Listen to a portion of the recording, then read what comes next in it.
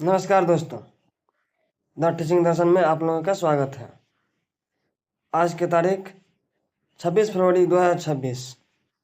देखते हैं आज का करंट अफेयर्स, जिसके सभी प्रमुख हेडलाइन है।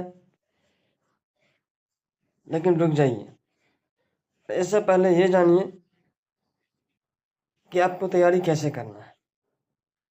सबसे पहले इसका जितना भी पढ़ा रहे हैं उसका नोटबुक बनाइए, और नोटबुक बनाने के बाद उसको रिवीजन कीजिए। बीच बीच में रिवीजन हम भी करवाते हैं, तो इससे क्या हो जाएगा, आपका मजबूत हो जाएगा और परीक्षा में 100% मिलेगा। देखते हैं पहला क्वेश्चन। ट्राई ने उपभोक्ता जागरूकता कार्यक्रम के साथ अपनी 29वीं वर्षगांठ मनाई। राष्ट्रपति द्रौपदी मुर्मू ने बुल्ढाना, महाराष्ट्र के सेगांव में राष्ट्रीय आरोग्य मेला का उद्घाटन किया। भारत ने BIMSTEC Asia cup riding stars की खिताब जीता। सड़क परिवहन एवं राजमार्ग मंत्रालय ने राष्ट्रीय राजमार्ग की निगरानी के लिए मोबाइल गुणवत्ता नियंत्रण वैन तैनात की। राष्ट्रपति द्रौपदी मुर्मू झारखंड में श्री जगन्नाथ मंदिर की आधारशिला रखी।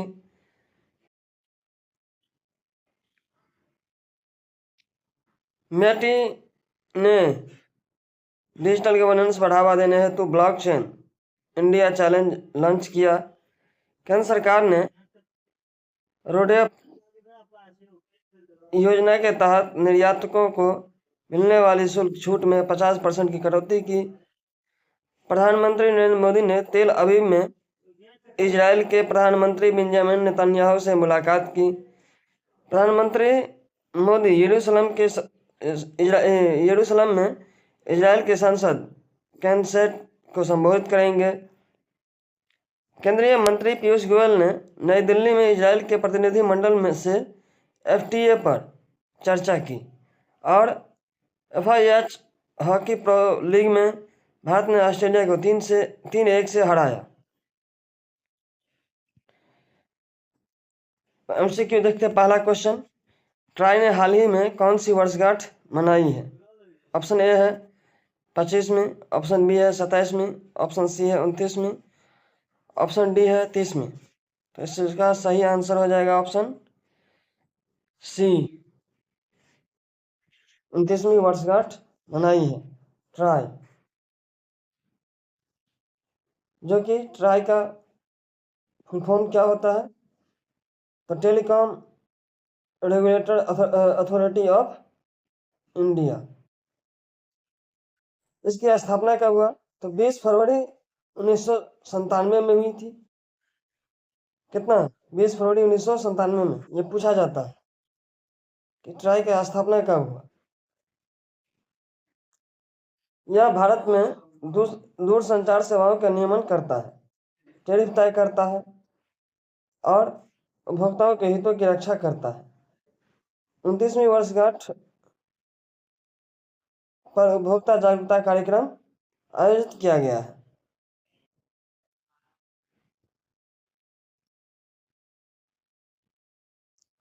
इसका बाकी तो सब यही है। इसमें इसका प्रमुख कार्य देखते हैं क्या सब है।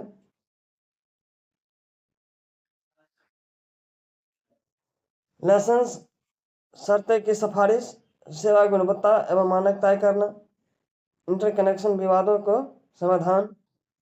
इससे महत्व क्या है? तो 1990 के उदारीकरण के बाद निजी कंपनियों के प्रवेश से नियामक की आवश्यकता, और डिजिटल इंडिया मिशन में महत्वपूर्ण भूमिका निभाना। इसके बाद OTT प्लेटफॉर्म नियमन विवाद, इसकी चुनौती है। और 5G स्पेक्ट्रम मूल्य निर्धारित विवाद, ये निर्धारित नहीं कर पा रहे हैं 5G स्पेक्ट्रम का अभी, इसीलिए। अगला क्वेश्चन है 2 नंबर। राष्ट्रपति द्रौपदी मुर्मू ने राष्ट्रीय आयोग मेले का उद्घाटन कहाँ किया? ऑप्शन ए है नागपुर, ऑप्शन बी है शेगांव, ऑप्शन सी है अमरावती, ऑप्शन डी है पुणे।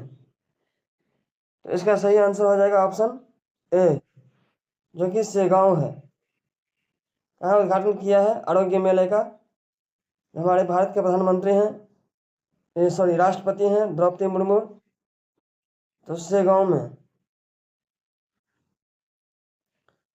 महाराष्ट्र के बुलढाना जिले के शेगांव 4 दिवसीय राष्ट्रीय आयोग मेला का उद्घाटन किया।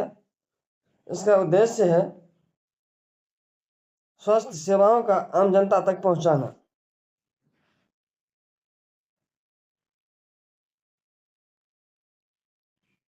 और इसका जो है ग्रामीण सेवाओं में स्वास्थ्य सेवाओं की पहुंच, आयुष्मान जैसी योजना का प्रचार। इसका महत्व क्या है? तो इसका महत्व जो है सो है प्राथमिक स्वास्थ्य संरचना मजबूत करना और जन जागरूक करना। यह स्वास्थ्य का विकेंद्रीकरण और समावेशी विकास से जुड़ा हुआ विषय है। अगला क्वेश्चन है, भारत में कौन सा अंतर्राष्ट्रीय खिताब जीता है? भारत ने कौन सा अंतर्राष्ट्रीय खिताब जीता है? तो ऑप्शन ए है एशियन गेम्स, ऑप्शन बी है BIMSTEC Asia cup riding stars, और ऑप्शन सी है कॉमनवेल्थ गेम्स, ऑप्शन डी है साउथ एशियन गेम्स। तो इसका सही आंसर ऑप्शन बी हो जाएगा।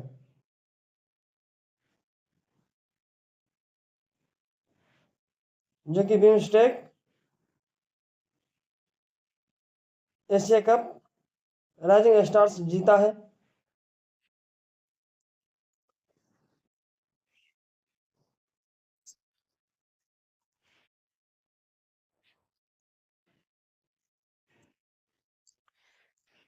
देखते हैं, BIMSTEC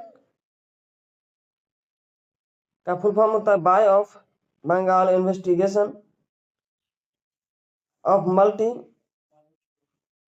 sector technology and economic corporation, क्षेत्रीय सहयोग संगठन। भारत ने इस प्रतियोगिता में जीत हासिल कर अपनी खेल क्षमता को प्रदर्शित किया है। बिम्स्टेक का स्थापना कब हुआ? ये महत्वपूर्ण क्वेश्चन है। तो यह है महत्वपूर्ण, बिम्स्टेक का स्थापना ये 6 जून 1997। कब? 6 जून 1997। इसका सदस्य कौन सा है बिम्स्टेक का? तो भारत, बांग्लादेश, नेपाल, भूटान, श्रीलंका, म्यांमार और थाईलैंड। कौन कौन है? भारत, बांग्लादेश, नेपाल, भारत, बांग्लादेश, नेपाल, भूटान, श्रीलंका, म्यांमार और थाईलैंड। इनके टोटल सदस्य जो हो गया है 7 है। कितने सदस्य हैं? 7। इसके बाद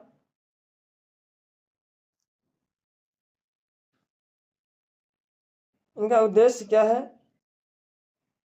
तो उद्देश्य है क्षेत्रीय सहयोग, आर्थिक और तकनीकी विकास करना। इसका महत्व क्या है? तो ये सार्क के विकल्प के रूप में उभरता हुआ मंच है।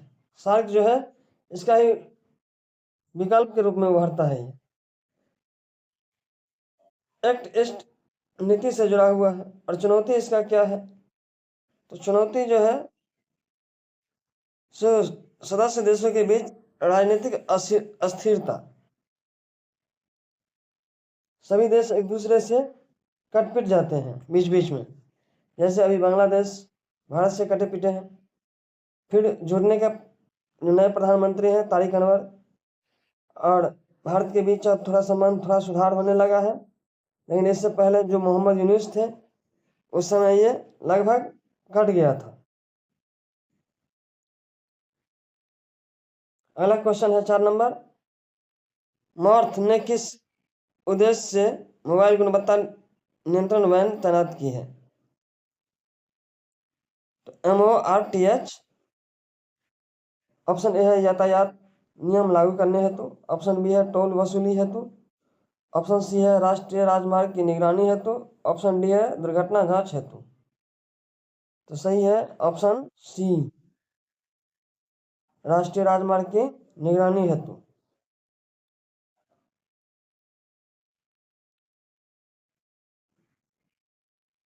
इसमें सड़क परिवहन एवं राजमार्ग मंत्रालय, मॉर्थ राष्ट्रीय राजमार्ग की गुणवत्ता और निर्माण कार्य की निगरानी के लिए मोबाइल वैन को तैनाती की गई है। जो राष्ट्रीय राजमार्ग का जो बन रहा है उसका जो गुणवत्ता है, कितना अच्छा है कितना खराब है, इस सब के लिए मोबाइल वैन को तैनात किया गया है। हर जगह कहाँ कौन किसको लगाएगा, इसीलिए इसको लगाया गया है।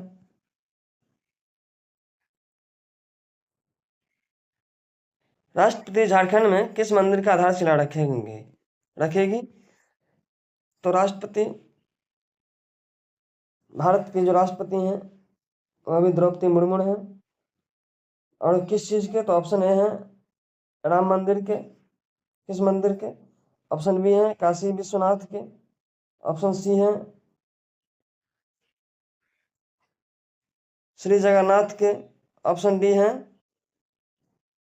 सोमनाथ मंदिर के। सही आंसर इसका ऑप्शन सी हो जाएगा, जो कि श्री जगन्नाथ मंदिर का आधारशिला रखा गया है। झारखंड में श्री जगन्नाथ मंदिर की आधारशिला रखी जाएगी, जिससे धार्मिक पर्यटन और संस्कृति विकास को बढ़ावा मिलेगा।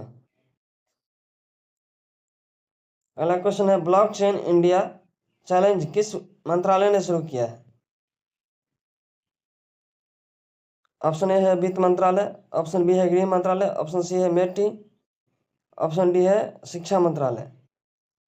इसका सही आंसर ऑप्शन सी हो जाएगा, जो कि मेटी ब्लॉकचेन इंडिया चैलेंज का स्थापना किया है। इसमें इलेक्ट्रॉनिक्स और सूचना प्रौद्योगिकी मंत्रालय ने डिजिटल गवर्नेंस पारदर्शिता बढ़ाने के लिए यह पहल शुरू की है। RODTEP योजना का संबंध किससे है? ऑप्शन ए है आयात, ऑप्शन बी है निर्यात, ऑप्शन सी है कृषि, ऑप्शन डी है रक्षा। तो इसका सही आंसर ऑप्शन बी हो जाएगा, जो कि निर्यात से संबंध है यह योजना। रोडेप योजना के तहत निर्यातकों को कर और शुल्क में राहत दी जाती है। हाल ही में इसमें 50% की कटौती की गई है। 8वां क्वेश्चन है, भारत के प्रधानमंत्री ने किस देश के प्रधानमंत्री से मुलाकात की? तो हमारे देश के धुरंधर साहब जो विश्व में घूम रहे हैं, माननीय श्री नरेंद्र मोदी जी, वो अभी इजराइल के दौरा पे हैं और कल ही गए हैं। तो इसका ऑप्शन ए है फ्रांस, ऑप्शन बी है रूस, ऑप्शन सी है इजराइल, ऑप्शन डी है जापान। इसका सही आंसर ऑप्शन सी हो जाएगा, जो कि इजराइल है। इजराइल की राजधानी है जेरूसलम और इसमें तेल अवीव इजराइल के प्रधानमंत्री बेंजामिन नेतन्याहू ने द्विपक्षीय संबंधों पर चर्चा की है। और चर्चा देखे हैं कि खुद बेंजामिन नेतन्याहू ने एयरपोर्ट तक आए थे प्रधानमंत्री को लेने के लिए। I2U2 का सदस्य कौन सा है? ये क्वेश्चन बार बार आता है कि I2U2 का सदस्य कौन है? तो इंडिया, इजराइल, USA और UAE। इंडिया, इजराइल, UAE और USA।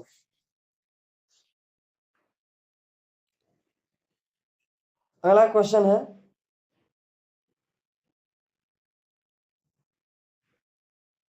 केनेसेट किस देश की संसद है? केनेसेट किस देश की संसद है? तो अमेरिका के। Option A, option B Israel के, ऑप्शन सी ब्रिटेन के, ऑप्शन डी जर्मनी के। तो इसका सही आंसर ऑप्शन बी हो जाएगा, जो कि केनेसेट इजराइल के संसद का नाम है। यह भी क्वेश्चन महत्वपूर्ण है और इसी के संबोधन हमारे माननीय प्रधानमंत्री नरेंद्र मोदी जी करेंगे। कैंसेट इजराइल के एक सदनीय सदस्य संसद है जिसमें 120 सदस्य होते हैं। कितने सदस्य? 120 सदस्य। तो सोच सकते हैं कि वो देश कितने बड़े हैं। अगला क्वेश्चन है, पीयूष गोयल ने, और ये देश इजराइल जो है से कितने बड़े हैं और इसके बावजूद भी बहुत कितना विकास कर लिए हैं, इस पे खुद में भी विचार कर सकते हैं। 10वां क्वेश्चन है, पीयूष गोयल ने किस विषय पर चर्चा की है? ऑप्शन ए है रक्षा समझौता, ऑप्शन बी है जलवायु परिवर्तन, ऑप्शन सी है मुक्त व्यापार समझौता, ऑप्शन डी है शिक्षा नीति। तो उधर प्रधानमंत्री जी गए हैं, इधर पीयूष गोयल इंडिया में एफटीए पर चर्चा कर रहे हैं इजरायली प्रतिनिधि के मंडल के साथ। तो इसका सही आंसर ऑप्शन सी हो जाएगा, मुक्त व्यापार समझौता एफटीए। जहाँ तहाँ से अभी मुक्त व्यापार समझौता चल रहा है। अभी देखे हैं ईयू से हुआ है, अमेरिका से हुआ है, इजराइल से हुआ है। लग रहा है पूरे मुक्त ही मुक्त व्यापार चलेगा। नई दिल्ली में इजराइल प्रतिनिधि मंडल के साथ एफटीए पर चर्चा की गई ताकि व्यापार संबंध मजबूत हो। अगला और अंतिम क्वेश्चन है, FAH प्रो लीग किस खेल से संबंधित है? ऑप्शन ए है क्रिकेट, ऑप्शन बी है फुटबॉल, ऑप्शन सी है हॉकी, ऑप्शन डी है टेनिस। तो इसका सही आंसर ऑप्शन सी हो जाएगा।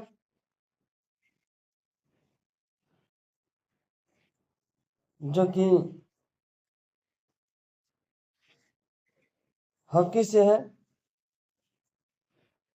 FIH प्रो लीग अंतर्राष्ट्रीय हॉकी प्रतियोगिता है। भारत ने ऑस्ट्रेलिया को पेनल्टी शूटआउट में 3-1 से हराया है, जो अच्छी खबर है।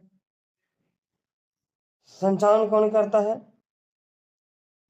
तो international hockey federation, FIH, federation of international hockey. स्थापना इसका कब हुआ? तो 2019 में। इसका उद्देश्य क्या है? तो इसका जो उद्देश्य है वह नियमित अंतर्राष्ट्रीय हॉकी प्रतियोगिता। ये महत्वपूर्ण क्यों है? क्योंकि इसके ओलंपिक तैयारी के लिए ये महत्वपूर्ण है और विश्व रैंकिंग में सुधार के लिए।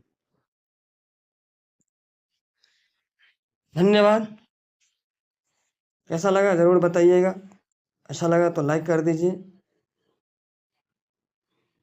और कमेंट कीजिए क्या कमी है, और नए हैं चैनल पे तो सब्सक्राइब कर दीजिए। धन्यवाद। आपका दिन सुमंगलमय हो।